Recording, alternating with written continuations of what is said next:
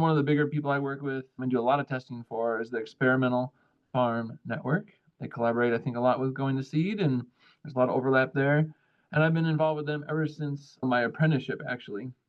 I can remember when they started their website, they sent me some seeds to try out as part of their little like grower breeder dating kind of thing. And I grew out a bunch of stuff for them and have been having a great time with them ever since, and just continue to build that relationship. So we probably test this year was almost 500 different varieties, 400.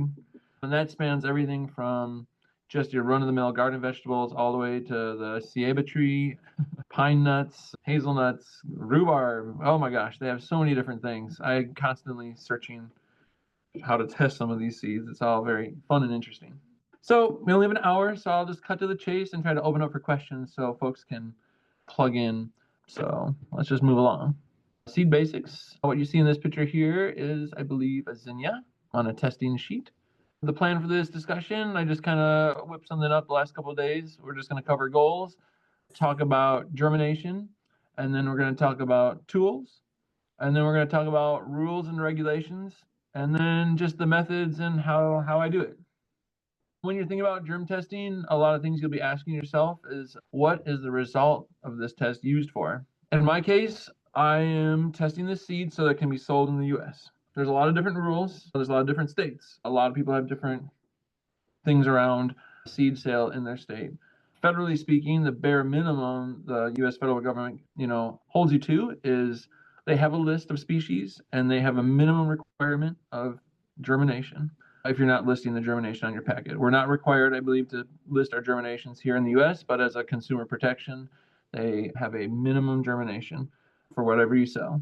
I believe, I haven't tested this because I've never tested too low, but I believe if you do have something below the minimum, you have to label it and probably add extra seed, but I can't speak for certain on that because I've never had to worry. So if you're doing it just for home scale or for a company, the accuracy isn't as important.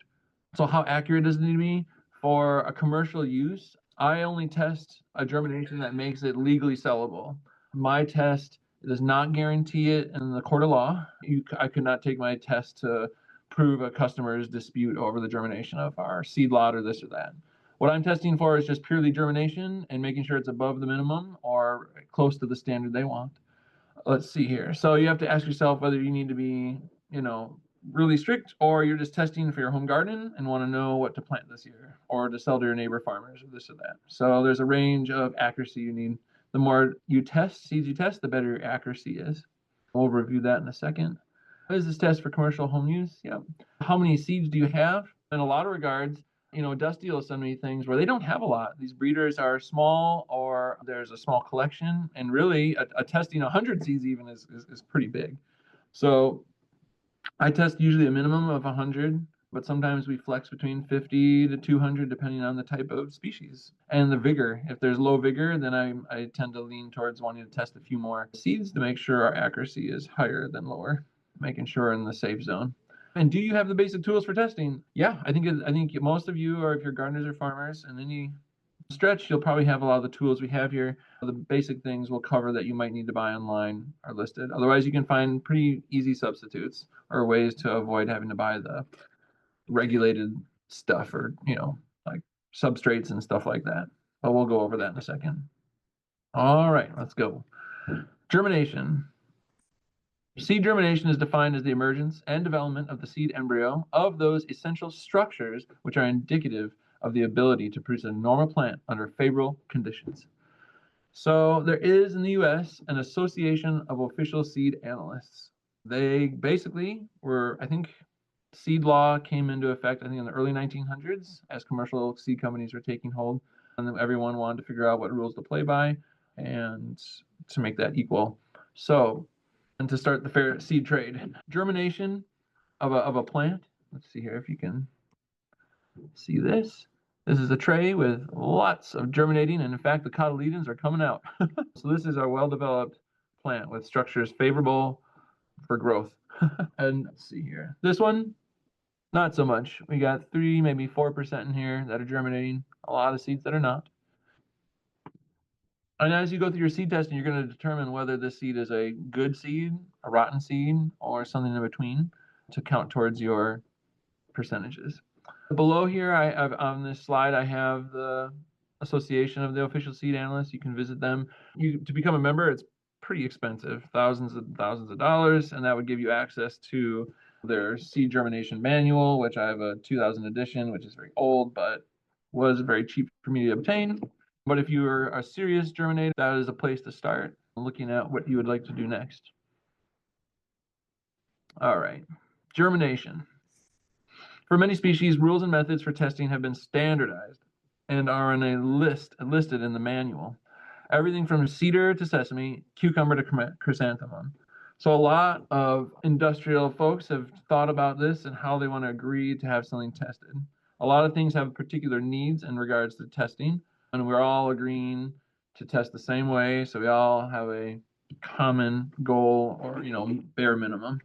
In our seed testing manual, there's a listing of all the species and substrates that we use, temperatures, days when we do the first check, final check is when we end the test, and all these have been written and codified. And they do change regularly, not that drastically, but things do change often, just like genus and species change pretty often. So it's good that there's an association to stay on top of it and keep up with all the changing aspects. And an example would be, let's see here, I have carrots.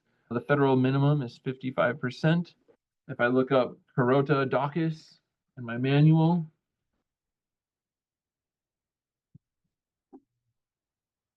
or Daucus Carota, sorry. Let's see here. We have a top of blotter. Temperature is 15 degrees Celsius. First check, 7 days. Last check, 21 days. Can also be done on a towel. So that's how I check for the rules around these different species and determine how the test will run. These are the tools. So we'll move on to section 3. Let's go back here. You'll notice a few different things. I'll let you look at the slide for a second. Seed is a crucial thing that's part of this. You want to obtain clean seed. Often I might get something from Dusty once in a while that has a lot of duff or maybe little punky seeds, and maybe it didn't get put through a blower, and that's not good. If you count any of those weak seeds as part of the percentage, that will lower your percentage if they're a false or undeveloped embryo. So whenever you're receiving seed from someone or testing your own, make sure you have it cleaned and ready for sale as much as you can. Next would be water. In the blue bottle there, we got purified water. I try to use purified water whenever possible, or clean water, unchlorinated preferred. So if you're in a city or a place that uses chlorine, please obtain purified water if possible. In this picture, there's a blue circle substrate. These are called blotters. They come in different colors, shapes, sizes, you name it. I use small blotters because often things that require blotters are often things that need light and sit in a petri dish, which you see next to it there. And they're often very small seeds. So this is a perfect size for me and my small company. Other things include unchlorinated sheets of paper. And you can find those in a company I've listed, I believe, on let's see here. At Anchor Paper, that's where I buy our local one in Minnesota here. They have lots of testing sheets for germination testing and other such things. Uh-oh.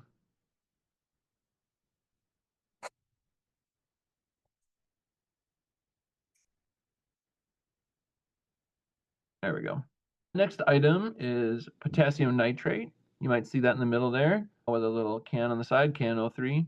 That's a tool, very easy to obtain, potassium nitrate. It's used in some tests that require a nitrogen to light them up, and that'll be noted in the manual if necessary. If you're doing home scale stuff, that's not always necessary, but when I'm doing professional tests for other companies or myself, I do like to use that when it calls for it. The only reason you'll be able to know that, though, is probably if you have a manual and can look up each species needs. There's a surprising amount of things like basil or other plants that would like a nitrogen kick at the beginning. And then let's see here, light. That's another basic thing. I use basic plant light that stays on at all times above my germinator for things that are light-dependent germinators. Other tools, let's take a look here. Counting device. This is a device that I like to use. I put the seed in here, count 100 seeds into the front, and then I use this to separate my counted seed from my uncounted seed. and then I pour it onto the Petri or a sheet like this. That's my counting device. Whatever you use for counting makes it simple and fast. Another important tool are tweezers, pens, markers, you name it. Then you need a note-taking device. I take notes on a simple Excel sheet I've made. It tracks the date, the name, the lot numbers, the first count, the last count, and then my final count when I write my percentage and what that species has, and then any notes and whether it's been uploaded to the website or to the person. The next things include heating mats, temperature controllers, and a cooler. There's the picture. So that's the temperature controller, very simple. The probe attaches to a small, like inside the cooler, and it controls the temperature in there, which I keep at anywhere between 65 to 75 degrees. I have little containers to hold each of the germ tests up in the air so they're not touching the germ mat. You want them to just be warming up via the warm, moist air. In the bottom of the cooler, I usually have another box that holds water to maintain humidity. And those are the basic tools. Over the top of the germinator, I have literally a piece of plastic, window plastic of some kind to keep light coming in and keep the temperature up and the humidity up. So pretty straightforward. All right, so we'll move on to rules and regulations. These are mostly pertinent for folks in the U.S. For our court legal germ test, it is required to test at least 400 seeds. That's just been determined to give you the minimum best average. People might test more to get better averages, but that's kind of what is held in a court case if that ever comes to something like that. And I usually do 100. Usually if I'm worried about something being low, often my carrot seed's not great in terms of germ, and I often test 200 to bump up the accuracy. But when we're starting out, I usually pull out my rule book. I look up the kind, genus, and species of what I'm going to test. So if it's a carrot, Daucus carota. And then I look up its substrata. It usually tells you what you have to use. We reviewed that. It's a blotter. We usually use blotters or papers in our business. It will say the temperatures. I'm usually testing at 65. If I'm trying to speed things up and I'm in a hurry, I'll do 70, 75. Some things really require 50, lower than that. I'm talking in Fahrenheit here, sorry. But some things require 60 like cilantro, and make sure you follow those rules because they're very picky. Or lettuce, you don't want to germ test that too hot. But certain things, they'll tell you when it requires a lower temperature. And then I look up the final count, first count and final count. Now what that means is when I put the test in the germinator, if it says 7 days, I wait 7 days to do my first count. And then you can count anywhere between 7 and 14 days, which is the final count. And that is when a test is done, and you will not be counting any more that germinate after that. Each species has a different final count. Peas, I think they're done. The final count is 7 days. What are we talking here? I'm thinking of parsley. I think that's 21, maybe 28 days. They let it go on and on. Parsnips, I think too. A lot of the Apiaceae, they seem to really have a broad window of germination. So follow those directions, and then that'll help you. And there might be other additional directions I've written at the end here. The KN03 is noted. They'll make a note about light. There's other notes about hard seeds that don't germinate but are healthy. And there's certain things that have other rules, like beets have a special treatment that you're supposed to do, a special rinse that I traditionally do with that. All right, here's a picture of the book. So here you can see the different stuff up close. The temperatures, the first count, final count. I zoomed in on radish, Raphanus sativus. Blotter or towel is the B or T. 20 degrees Celsius. First check, 4 days. Last check, 6, and no special notes. So pretty easy. Radishes are very quick and easy.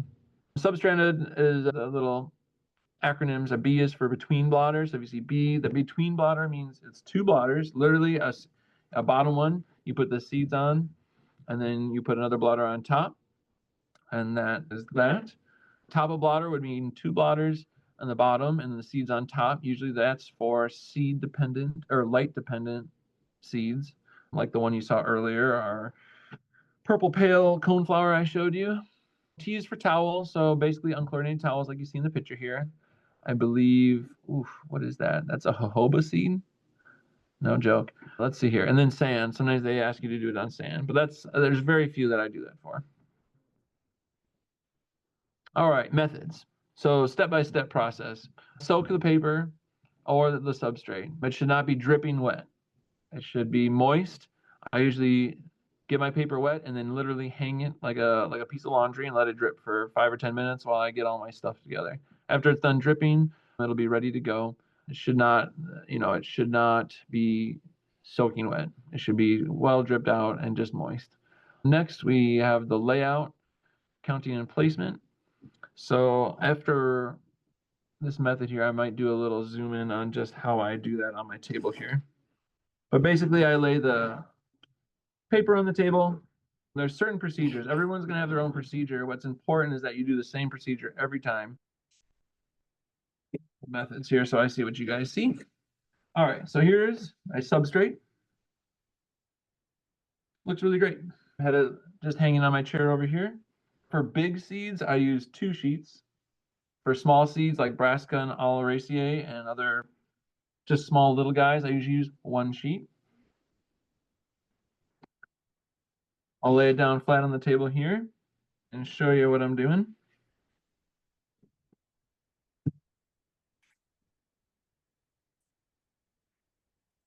So this is what the table looks like. I have 1 sheet here, folded in half on top of another sheet. What happens next is we grab our seed.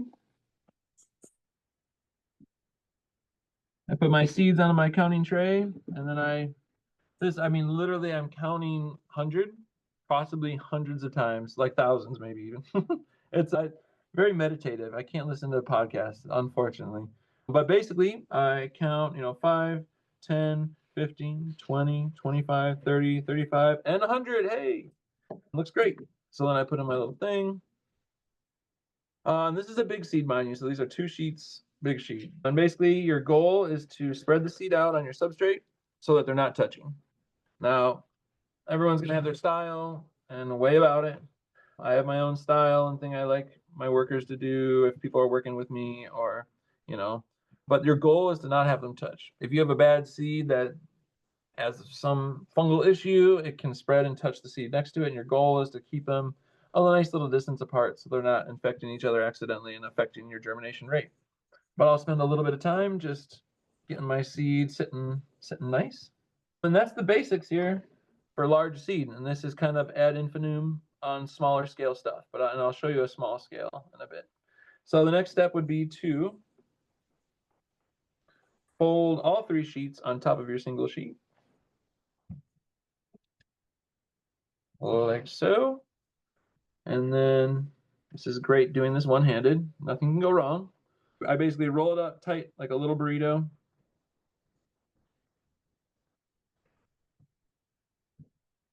I fold in my end so seeds don't fall out the side. There's a little end here. I fold that first, like that, and then finish rolling.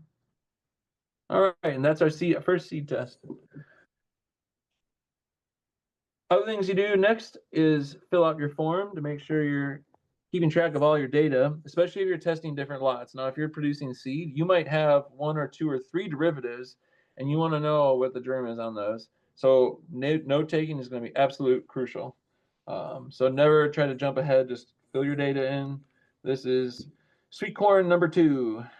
I got my date. The next step is I fill out a little sheet, little info sheet for each. Here's an info sheet. I fill out a little tag that goes with it, and on that tag is usually the name, the date, crucial, and the lot number. That gets put with each test, and then everybody is lovingly rubber banded, and this is our first test of the night. The next step after that is that they get piled into plastic bags for Ziplocs. I usually make a little hole, like I go stab, stab, stab, make some holes in the bottom for drainage if they need it, or breathing. This is especially necessary. Don't forget, make sure there's some breathing holes in your bag. Beans is highly affected by that. They consume a lot of air, I think, when they're germinating. So you need to make sure they can breathe. Same thing probably goes with other corns, other type of stuff. But yep, everybody gets rolled up nice and tight and then put into their bags. And then from here, they go up and into the germinator. And then they sit in the bay right here. stacked up. I usually put maybe, 5 to 8 big tests in a gallon Ziploc bag. But that's the basics of a paper test. Methods. I think I went for it there. Labeling, date, all that stuff. There is a little trick I do have for smaller sheets, because boy, that's a huge waste of paper doing that for a broccoli. You're only doing 100 seeds. So for smaller seeds, I use one single sheet of paper. I fold it up and in half once, and then fold the top one down sheet once. I'll show you in a second here. So I folded it up, then I folded it down, and then I put my seed across here. And I don't have a seed with me right now that we can look at and demonstrate this one, but you can get the gist from the earlier. And then you cover up your seed carefully so it doesn't come flying out. Use 2 hands, carefully cover it, and then carefully roll it up. And then stick it in your germinator. I usually fit facing up so the seeds don't spill out. And that's the light methodology of the towel-based germination. For the petri dish oriented stuff, pretty simple. You can buy these cheap petri dishes, and then the substrate is expensive. And if I can avoid doing blotter tests, I do. If it says towel, I will do towel. But if it requires blotter, do it. Pretty simple though. Either K103 or I don't see my water. Where'd it go? We'll just use K103 as an example tonight. Yep, just soak it and give it a couple good squeezes. I'll let that soak in for a bit while I'm filling out my forms. I'll get my forms out, fill out my, all that information. By the time this is all soaked and ready to go, you want to make sure it's soaked all the way through. So it looks like it's pretty much soaked all the way through. I might flip it up and just let it shake out any extra water I might have. You don't want too much in there. And that's it. I'll count my seed. Usually it's tiny itty bitty seed. I was going to do a poppy demonstration, but I don't think we need to. And then I just drop them in there. Imagine these are tiny little seeds. I try to make sure they're all separated. I might use my tweezers to move this little poppy seed around. Imagine this is a poppy, to get them all separated on here. That's about it. Little petri dish end of things. And then we usually put our little lid on top. Then I'll take a piece of plastic tape, just tape it on there, put the date. You can see an example here. There's a date, what it is, the date, and the lot number is printed on that. And then those get put into, I have typically 2 incubators going. I got a hot one and then a cooler one. Hot, I usually reserve for things I just know will be fine in hot, or like hot peppers really require a pretty high temperature, like over 75 or more. Okay. What's next after methods? I think that's kind of rounding the bend. Yeah, that looks like you got it. And there was a question, is the concentration of KNO3 standard for all seeds? If so, what is it? It is not. I think I probably use this maybe for 10 different species that require it. In particular, I think basil, Lamiaceae family, I'm not sure if I'm saying that right. They typically need it. There's a lot of herbs and funny stuff. A lot of our garden vegetables typically don't need it, but some flowers and some herbs and trees and different things sometimes require it. Now, a quick fact on that I forgot overlooked. Here's KNO3. It says 600 milligrams of water with 1.2 grams of KNO3. And that's the ratio from the book that I use.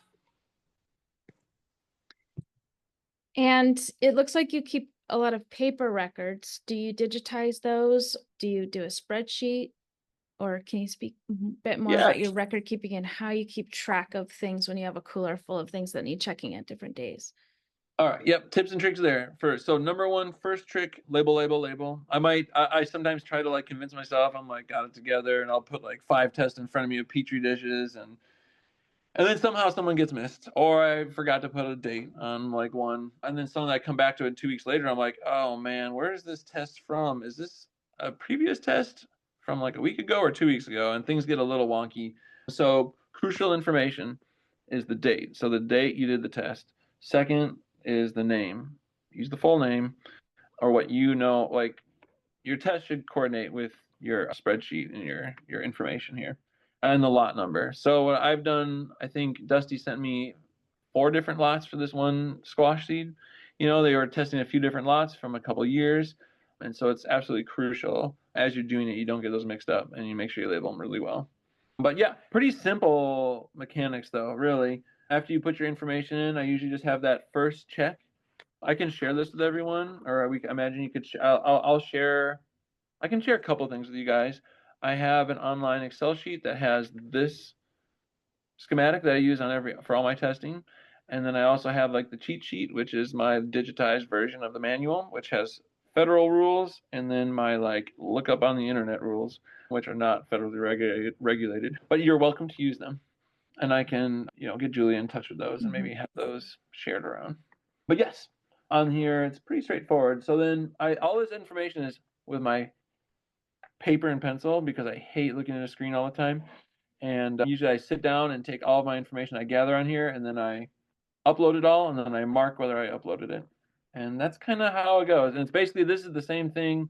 This is for different companies, right? So I go to their different things where they keep track of their germination info. On their website, I might make a comment like, yo, really low vigor, only tested 75, which is okay, but it tested really slow. You might want to like look at renewing that seed in a year or two. I try to make notes like that, or I give it a yellow flag or a red flag if the germ's really low, or if they should be selling that or not. Yeah. So next question. Speaking of low vigor, are there rules around if the germination testing rate is okay, but the vigor is really low? The classic idea is that when a seed is alive and vigorous at the beginning, the first thing to start going down is the vigor. And germination will start. It might have like in that 21 days, it might have 75%, but the vigor is starting to slow. Like when I test fresh seed, I'll sometimes check if it said 7 days. I might check it day 3 sometimes depending on the species because it is so vigorous and it's done. It did 98 in 3 days and it's done. And I throw the test away. I don't even wait till the end of the test. But there'll be lots that are maybe 5, 6, maybe 8 years old. You want to test and see if it's still doing it. And if you're storing really well, seeds can easily hold their viability that long. But vigor can go down. It's just how fast it's germinating, right? So there is no federally regulated standard for vigor, right? There's just a window of which this germination has to occur, and that's it. So you've learned over time kind of what to expect and when something's really vigorous and when it's not. Yep. And Greg Muller says, how do you assess vigor? Oh, I don't know how to say it. It's just what I've come to understand about the plant or that species or whatever. If there is no like test for vigor, but when I'm looking at like a pepper and I'm doing 50 pepper tests and you're going through them and you're like, whoa, why did this one in the first count have like 80 seeds and everyone else is only at 50? It obviously has high vigor. And maybe this one only had 19, but at the end of 2 weeks, it got up to like 85. It's at 9, but it was like a pretty low vigor at the beginning first test. And that's a very easy thing while you're going through your tests and making those notes to circle and note.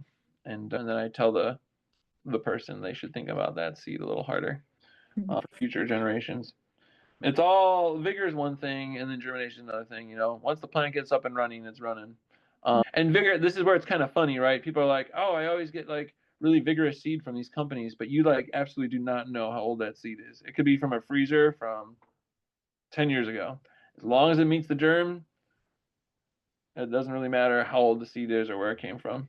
That's like the only thing that's like regulated, essentially. So any seed company is priding themselves on their germination rates, and that's why people usually shoot for like 90 plus, because that's usually indicative of a pretty vigorous plant. If it's hitting over it, it's already clean, it's vigorous, and it's doing good.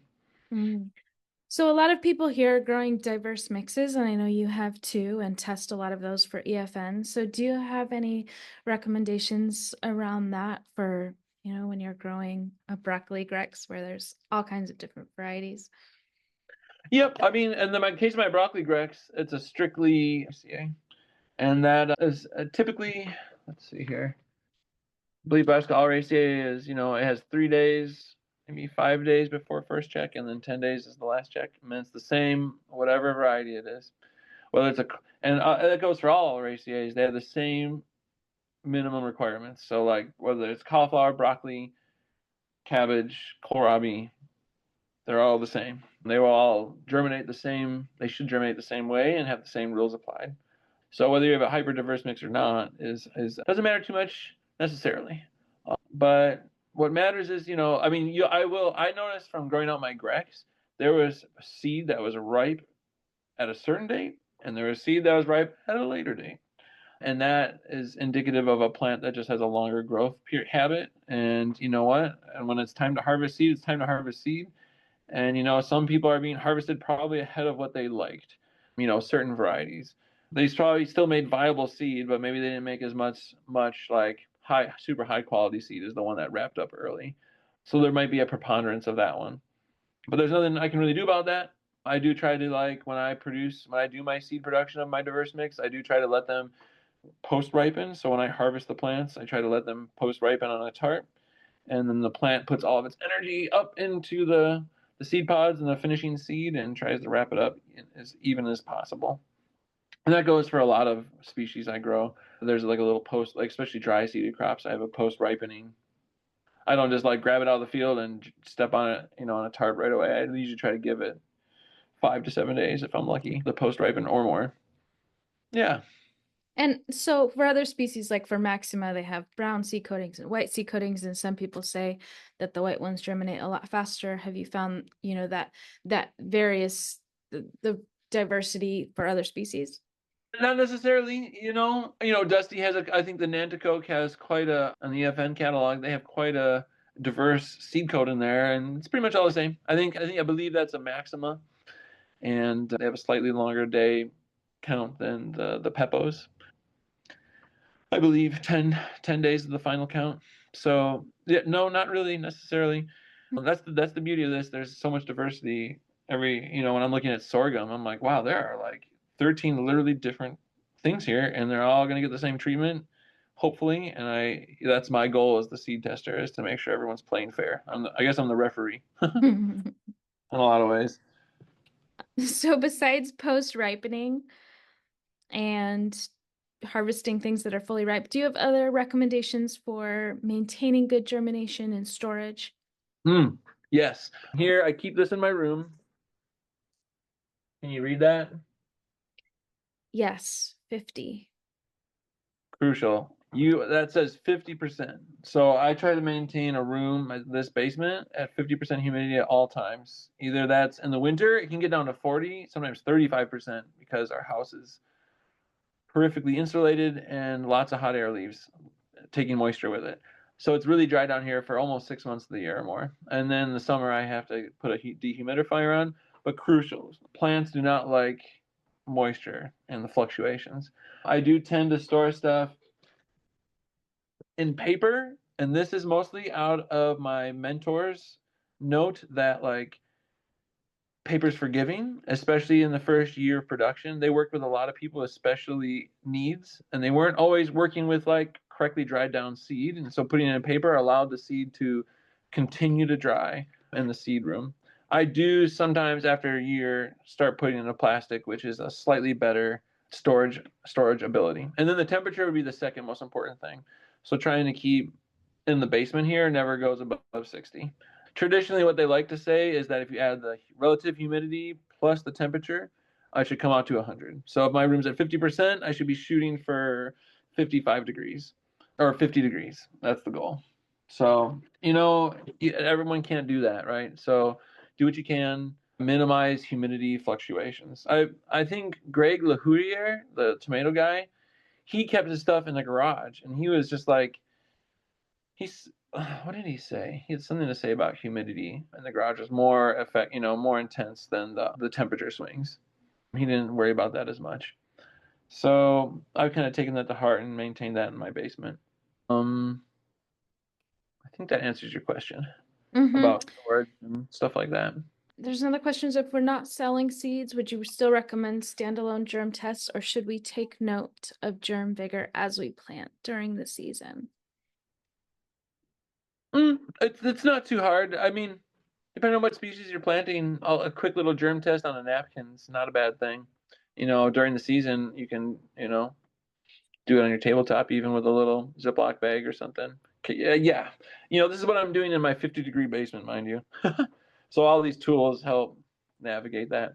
But germ tests are never a bad thing if you're not certain about what's going on inside that bag, especially if you haven't touched it in over a year. It never hurts to check. So when I do a test, theoretically, it's good for 1 year. When Dusty takes my germ test, prints it on a packet, says this was tested on January 2025, I believe you have 12 or 16 months to sell that packet before you cannot legally sell that packet anymore. And it has to, everything, the contents need to be retested and then relabeled with a fresh germ rate, etc. I've run into issues in the U.S. You do have to get a seed license as a seed seller, so that you register with your state of where you live, and they will periodically come and check to make sure you're labeling your packets correctly. And I did on my first year get selected, and I guess my epizote was 2% higher than my labeling. It was above the legal standard, but my labeling was mismatched, so they did correct me on that, and I did have to relabel some stuff. And I now always write conservative estimates on my packets, so I don't have that little mishap. But if you're just a small scale grower, yeah, test 50 seeds if you don't have a lot of seeds, or even 10 gives you something to know what's going on in there. Obviously, the 400 minimum is just a federal standard. That's just a really good logistical average. But even 100's really fast and simple. So here's a question I don't quite understand, but maybe you do. So is vigor just rate of emergence, or is it also assessed by radicle and plumule robustness? Yeah, I mean, you look at this. That looks pretty dang tootin' nice. There's very low amount of molded seed that I can see in this. What is this? Echinacea? Perpifolia? Perpia? Let me just see if I can find a test that looks horrible. Let's see here. Here's caraway. And I've given up on this test a while ago, but there was lots of mold. They've kind of gathered into a pile since I've given up on them. But when initially there was maybe 30 germinations, and a lot of these had white mold and other issues on them. I mean, the seeds, I can't explain it. I've tried to grow caraway a few years now, and I'm starting to ready to give up. Certain species maybe don't do well in our moisture environment. Maybe the embryo didn't form perfectly. It made a infertile seed that's just rotting in my petri tray. But vigor, germination is what we're talking about and doing, and vigor is an observation I'm going to make while I'm doing a germination test, right? So, or like I said earlier, vigor is secondary importance to germination. Vigor is like really good in regards to knowing where your lot is at. Like if it's vigorous, if you tested 98 in 2 days on that pea, I think you're good. You might even have to test the next year if it's that vigorous, that kind of thing. It's like an observation. But if you're like selling through my little seed company, yeah, it's nice to know the vigor's there. But it's mostly an indicative thing for me as a tester to be like, oh, I gotta renew this seed soon if it's not wrapping up, jumping out of its seed quickly. Question: go ahead. How do you deal with seeds that need cold stratification? That's probably my least favorite thing to do. Yes, good question. So on a lot of these tests, it does indicate stratification needs in the notes section. It will say 1, 2, or 3 weeks, or 60 or 90 days. When I don't have a federal rule, I'll go online and find a seed, a reputable prairie seed company that maybe has, their germination recommendations, and then I make note of it. In the case of like this guy, I write the date at which the germ test started. I write a second date after that, indicating when I pull it out of the fridge. So this was put into the fridge on December 7th. The pull-out date, or the date to pull out of the fridge and put into an incubator, is on March 1st. And so I have 2 dates on here. And then they get put in a fridge that's in the back over there. And that's usually floating around, 34 degrees or something very chilly. I sadly, out of my 500 tests, I only test maybe 10 or 15 stratification ones, and so they get the least amount of regard from me. And I would love to regard them more, and I would hone my practice a little more in that realm, but I can't give terribly great advice. I would seek out a company that is well stoked in it. I do follow the rules, and this obviously germinated pretty well for me. I was pretty pleased. There's a lot that don't, and when you think about waiting 90 days for a cold strat, that's a lot of wasted time if you didn't do it right. So when you're doing the stratification, make sure you're seeking as much of the best information you can. And yeah, those months fly by fast. I saw some people recommend putting it into a freezer and then bringing it out and then putting it back into the freezer in and out. And I would seek that information and find out if you need to do that for specific species. About pre-treating to prevent mold growth or any special hygiene protocols. I'm an organic certified grower. We do not use any, illegal substances such as fungicides or what have you. Within our toolbox in the organic realm, a lot of people have gotten very good at, and it's well studied, the heat treatment system. So a lot of species you can literally put into a little soup of warm water at a certain target temperature and a certain target time without affecting its integrity. And it usually will kill surface molds or bacterias or certain diseases that are on this outside, typically on the outside of the seed. And you can look that all up. There's a resource called the Organic. Oh, I don't have it down here. But you can look up seed hot water treatment for organic hot water treatments, and you can find those numbers pretty easy for each species. And that is the one method. Another method is time. There's a lot, literally, like the Apiaceae family, like after a year or two of storage, some of the diseases just kind of fade away and die. And that improves that aspect of that seed. And now I've heard of a special new tool that's not quite commercial yet called I think it's like an ionizing type ordeal. I've heard of one company using it, and I'm not the one to ask, but I've heard about it, and they can basically send lots of seed through this device, and the ionizing causes certain issues to, I believe, fungal culprits and maybe even bacteria as well, which would be a very, very affordable and cheap method compared to the hot water method. If I get more information about that one, I would love to find out about that. Okay, last question is, do you have any tips for freezing seeds, especially if you're a home grower and you're not sure how dry they are? Sure. Let's see here. I would say, these are great. Having these around, airtight buckets. You just pop the seed in there with this. I think you can leave it overnight or something, or for a day, and you can find out the humidity of your seed or the air and the humidity in that bucket. Typically, when you're harvesting fresh seed, it can be upwards of 50+% humidity or like moisture content. And, as a seed grower, as a distributor, before I put it in to bags or plastic bags, I want it pretty low. I want it, I believe, below 30 before I start storing it. I've definitely received seed for testing in the mail in Ziploc bags that's rotting because someone rushed it, put it in a bag, sent it to me, and in that short amount of time, it started to rot in a plastic bag. So you have to be very careful when you're drying your seed, making sure it's thoroughly dried. That's why I like paper. It can keep breathing and letting out the moisture. The seed is naturally trying to get rid of moisture, just if you don't prevent it. How dry should you get it before sticking it in the freezer? Freezer, now you're going to want it pretty low, below 20%, I think. I have to double check that because I don't regularly freeze seed. I usually use it before I freeze it. But when you're growing these lots of seed, like if you're a home gardener, that's a ton of seed. It's years of seed. And freezing is not a bad idea at all. Definitely below 20%, I think you should shoot for. Mm-hmm. I've heard maybe 18. I got to look that up. But I can't speak to it. I haven't done it yet. So sorry. Can't help you there, but definitely below 20, I think. What happens is the water freezes and breaks the seed, and it can cause issues. And then when you pull it out of the freezer, maybe put them in little Ziplocs. I've heard, fill a couple quart bags and then pull out one quart bag at a time and don't put it back in. So once you pull it out of the freezer, kind of use it.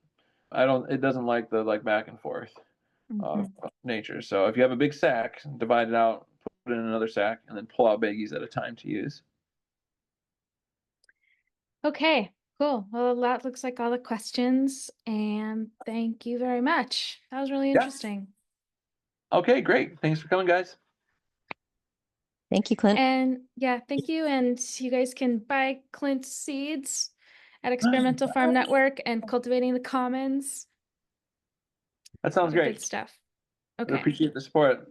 Good luck out there. Contact me on my website if you have any other questions.